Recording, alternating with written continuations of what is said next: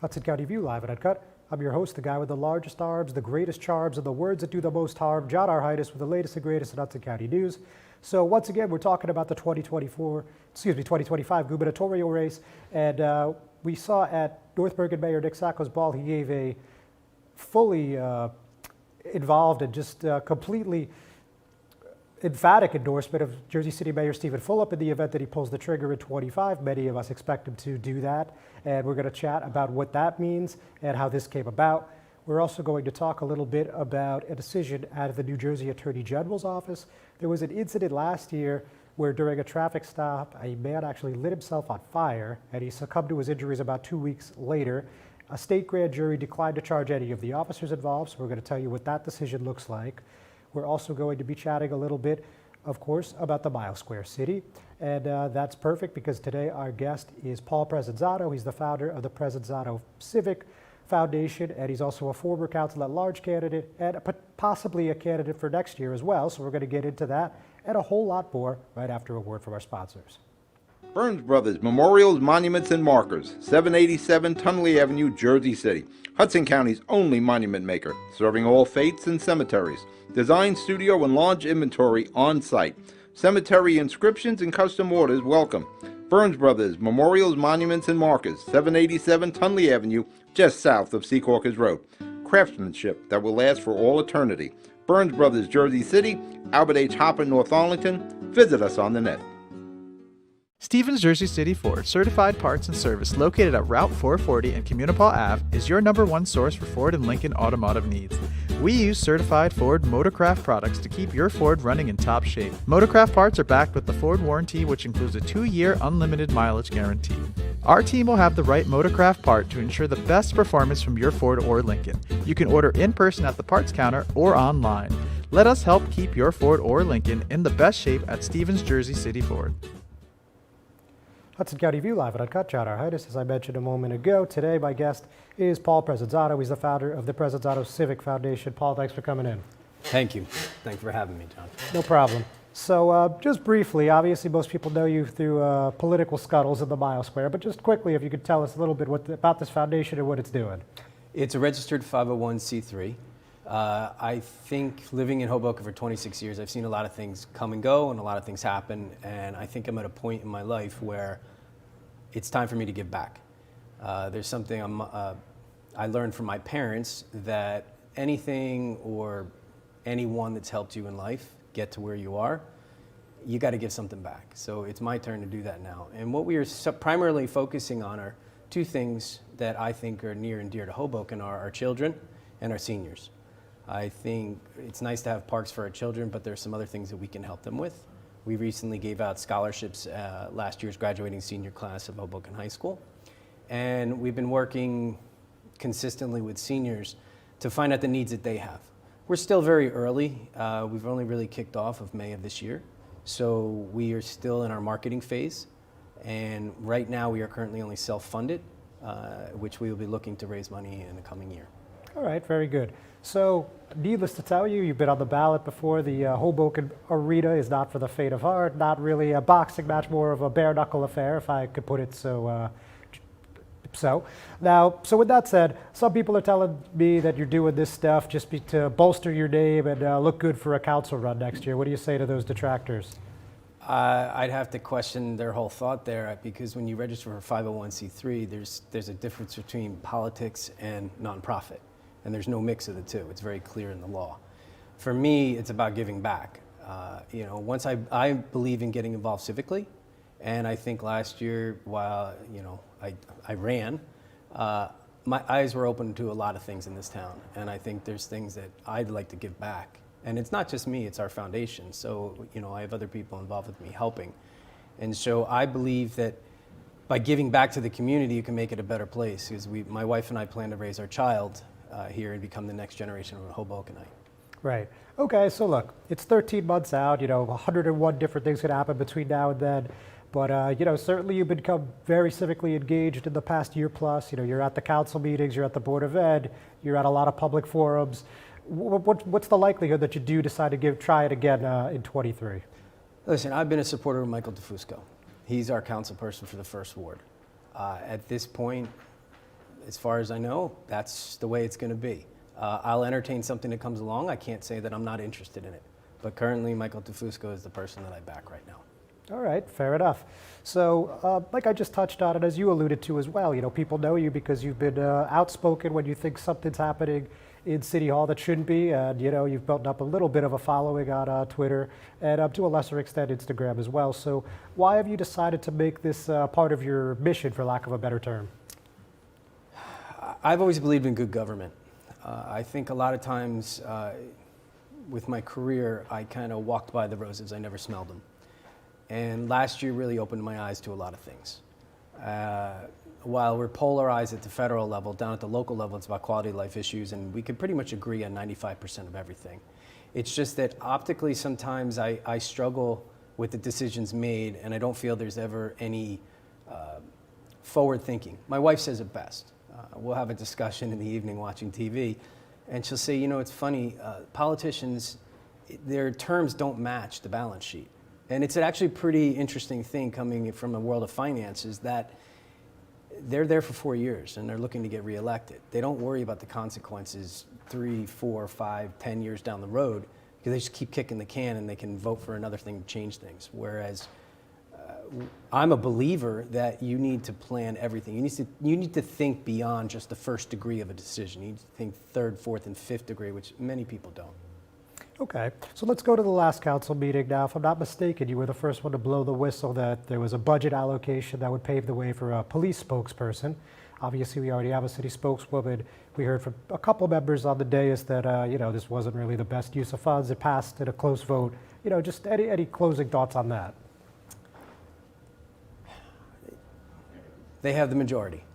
I understand we always want to help our police force. I'm a big supporter of our police. But we do pay, 500K plus of people that are in appointed positions that could probably help assist in this. Again, the selection process for this, could it turn into a political appointee? I don't know.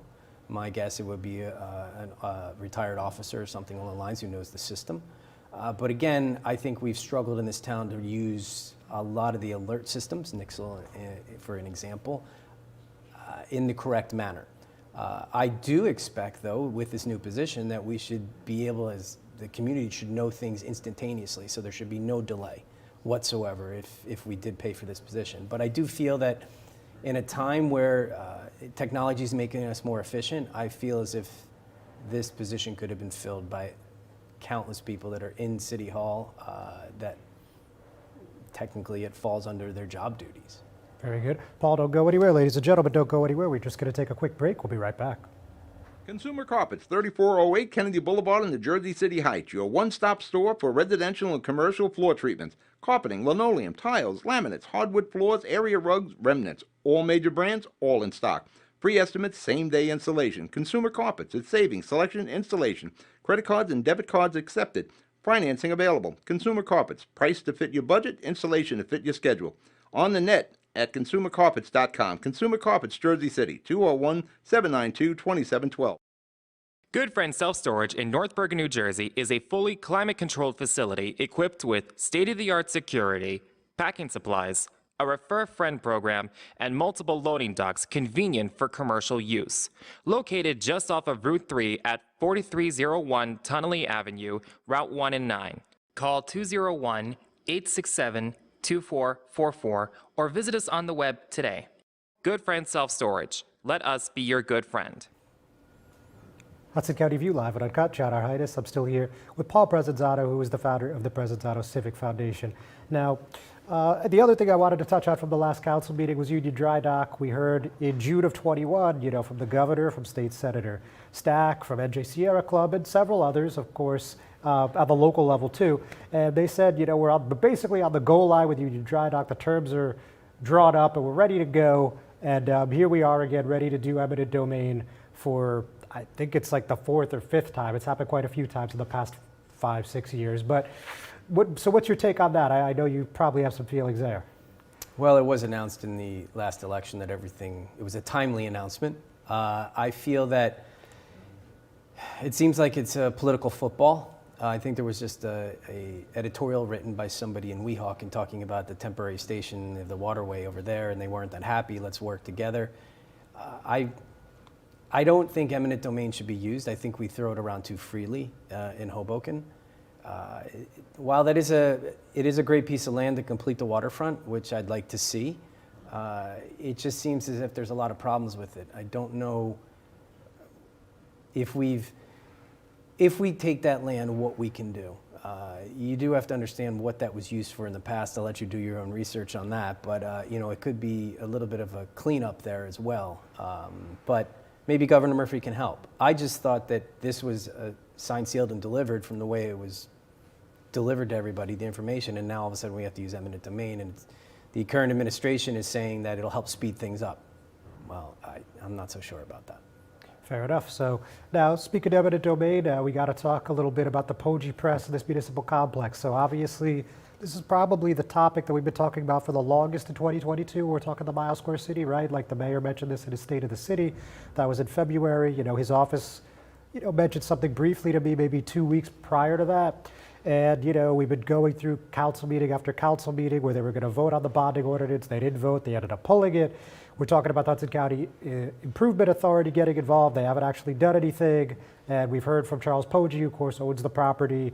He says there hasn't really been any good faith negotiations since the middle of the summer. And, that's really it in a nutshell. So where do you land on this as we're looking at this from I guess from the front row? I believe that Mr. Poggi's family has been in Hoboken for 100 years. There's a bit of history there, and I think this eminent domain has actually kind of handcuffed him to do a lot of things. He's still in paying taxes. He really can't sell his land, can't develop it. And while the city says that there's been some good faith discussions, it seems that's a little bit not the case, at least in speaking with some Poggi representatives. I'm in the belief that land there, it is special, it's out there, it's good, it's going to be redeveloped. I just feel that what we have now, we can probably move some things around. I don't feel that we should move Police Plaza from where it is. It's one of the highest points, or I should say it's above sea level, it's safe. It's near all our transportation hubs. So if there ever was, God forbid, another 9/11 emergency, they'd be perfectly situated. And as well, the first ward is going to become a construction zone over the next 10 years, and there's going to be a lot of people added in that area. And it's the oldest part of town. Now, the municipal, the Muni Palace, as I will call it, it's a great idea, but there's a lot of fluff in there that I think is promised, and it's at the north end of town that I don't think is ready yet for that. Two, the DPW garage is just another whole nightmare coming back from the Monarch deal that my personal belief is that was not managed correctly, and that we are being rushed to make a decision of where we have to move our DPW garage. And, it seems as if we have all these multi-$100 million projects going on in town. So real quick on the Yes. complex, so 192.5 million, like you said, quite a few amenities, the police, the fire, the OEM, the DPW, municipal court, council chambers. I believe there's even like a rooftop garden proposed, a pool. We could go on. So there's quite a few things there. Now, they're contractually obligated to have a new DPW. So if you're not going to go with the municipal complex, what do you think is the best course of action here? Well, I think a lot of those amenities that are a lot of the services that we need in the town, fire, police, and some other things. We have a great piece of land sitting there where the police station is. We have a beautiful parking lot next door that's huge. So build a new police station there, go up, put the fire command center in there as well, keep it all in one central place, make it efficient.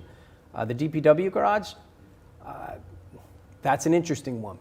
We do have some pieces around town. Of course, it's a hot potato where you're going to put it. It was supposed to be put back in Ward 5, and the residents there successfully fought it. It's something that where I can suggest to put it, I don't see why we gave that land away. I mean, it was perfect where it was. Everybody in the area accepted for what it was. I don't know why we need to go build this grandiose facility on the other side of town. Ideally, land is difficult to come by, but I do learn one thing is that you never sell land, you only buy it in Hoboken. And I think that's something that the town has looked in the history of what we've done is that government has sold land, and that's to plug gaps. So while the city can take the land from Mr. Pogge, I don't believe that it's the right place to do it. It's great because there's nobody there now, but what happens down the road? That when there are people there. All right, so let's see, let's see if anyone in office takes you up on this renovation of the current police HQ. But Paul, thank you very much. Pleasure. Always Thank a you for having pleasure. me, Ladies John. and gentlemen, thanks for tuning in. We're not done yet. I'll be right back. Hi, I'm Joyce Waterman, your Jersey City Council President. Do you know there is a misconception about the Jersey City tax bill? As the Council President, I want it clear I'm only responsible for the city's budget. I have no authority over the Jersey City public school budget, none whatsoever. The last couple of years, the taxes went up due to the increase in the Jersey City Board of Ed budget. It has nothing to do with Jersey City. We need to come together and begin to make the Board of Ed accountable. Not only are our taxes unnecessarily high because of the increase in the school budget, but the United States Department of Education has determined that the state of New Jersey underfunded our district. Yes, we are underfunded. We, as residents, need to come together and raise our voice and ask the Board of Ed to be accountable and also ask the state to be accountable. I'm Joyce Waterman, and now you know. Paid for by Jersey City. Make it better. Panepinto Properties, Jersey City, shaping the workplace with state-of-the-art office spaces and addresses your company desires. Building residences that define your home environment, adjacent to all modes of transportation with on-site parking available. The right address, the right lease. Call 201-521-9000 or visit online at panepintodevelopment.com. Panepinto Properties, building Jersey City for everyone. Newport, the luxury waterfront community on the Hudson River, offers a quality of life you deserve in one of our many high-rise towers. With amenities such as the on-site Newport Path, light rail, Newport Town Square, 3 playgrounds, dog run, upscale restaurants, retail giants like Kohl's, JCPenney, Macy's, and Target. Morton Williams and Acme Supermarket are just outside your front door. A health and fitness center, skating rink, and medical facilities are also on site. Enjoy the New York skyline from our waterfront and various parks. Manhattan is just one pass stop away, or quick ride through the Holland Tunnel. Nursery and private elementary schools all on site. 12-screen movie theater at the Newport Center Mall. Looking to visit? Stay at the Westin or Marriott Hotel. For more information, visit us at newportnj.com. Make lasting memories to cherish forever. It's incredible. It's you, Newport. Live like you want. Not everyone celebrates the birth of a baby. You have options. Don't panic. New Jersey has safe havens for unwanted infants. Leave the baby with staff at any hospital, ER, police or fire station, or rescue squad. Call the number on your screen for safe haven locations or go to www.njsafehaven.org. No shame, no blame, no names. Safe Haven. Hudson County View Live at Uncut, John, Our Highness. So again, let's talk a little bit about this nitty-gritty politics when we're talking New Jersey politics. So what do I mean? We're talking about, again, the 2025 gubernatorial race. And on Thursday, we heard from State Senator Nick Sacco. Of course, he's also the North Bergen mayor. He was holding his annual mayor's ball at the Venetian in Garfield. And unexpectedly, we saw him give a big, full-throated endorsement of Jersey City Mayor Stephen Fulop, who at this moment is not a declared candidate, but certainly is moving in the direction of running for governor. So his remarks are pretty clear, and we'll show you the clip momentarily. But in short, he says Steve Fulop is running for governor. We in North Bergen and Hudson County have made him our favorite son. We're moving forward with our plans to see a governor again from Hudson County, something we haven't seen. He may not want me to be saying this, but we're ready to go for him completely and totally Fulop for governor. So let's take a quick look at that.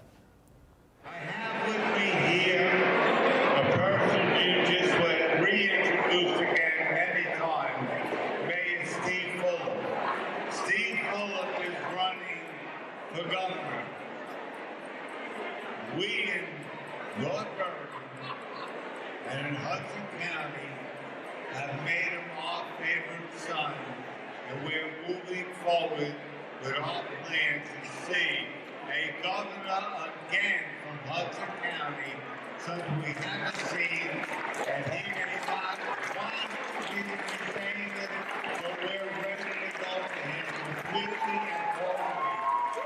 Pete Fulop, the governor.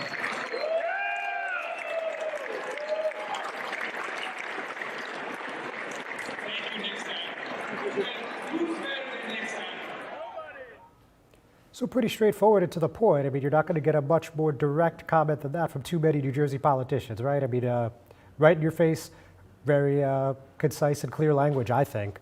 So this isn't a complete shock. I mean, obviously we expect the HCDO, the Hudson County Democratic Organization, to be fully behind Fulop's run, assuming that he does get to the starting line this time. You remember that for the 2017 race, it looked like all the ducks were in a row, and at the end of the day, Mayor Fulop decided to seek re-election, and he endorsed Phil Murphy, who of course ended up winning and then was re-elected by a relatively small margin last year. And now there's talk about him running for president, but that's of course a different story for a different day.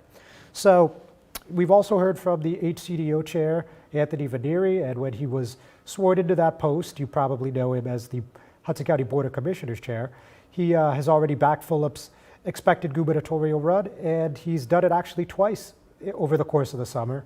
So that's something that made this a little less surprising, but nonetheless, I don't think anybody walked into the Venetian on Thursday expecting to hear this. So definitely something that's interesting. We heard from NJ Spotlight News last month that Fulop said while he's not 100% there, he's leaning towards running for governor. This is no surprise for those of you that follow us. You know that we've talked about the two super PACs he has. Over $5 million cash on hand and is consistently fundraising. He's going to events outside of the county, so on and so forth. So certainly we're going to keep an eye on this race. At the moment, it looks like former Senate President Steve Sweeney will also be running. And we have other contenders lining up, potentially, such as Newark Mayor Ross Baraka, U.S. Rep. Mikey Sherrill, and others. So, it's really early. We're about 31 months away from the primary. But, we're going to keep our eye on it the whole time. So let me touch on a couple crime stories before we hear from our sponsors again. I mentioned at the top of the program, a state grand jury declined to charge 3 Bayonne police officers involved in a traffic stop where a man lit himself on fire and died 2 weeks later. So that's a really wild one by anybody's standards, I think. And the fatal police encounter was investigated by the New Jersey Attorney General's Office of Public Integrity and Accountability, and it was presented to the grand jury with witness interviews, forensic evidence, video footage, and autopsy results from the medical examiner, and they delivered a no bill on Monday, October 3rd. What that means is that they found that detectives Justin Gazad, Juan Villegas, and Alan Elawadi played no role in this man's death, and the man in question is Parbu Bakari. He was 51 years old of Newton, and this incident occurred on July 13th, 2021. So really, again, just completely unusual and unexpected set of circumstances here, but no trouble for the officers going forward.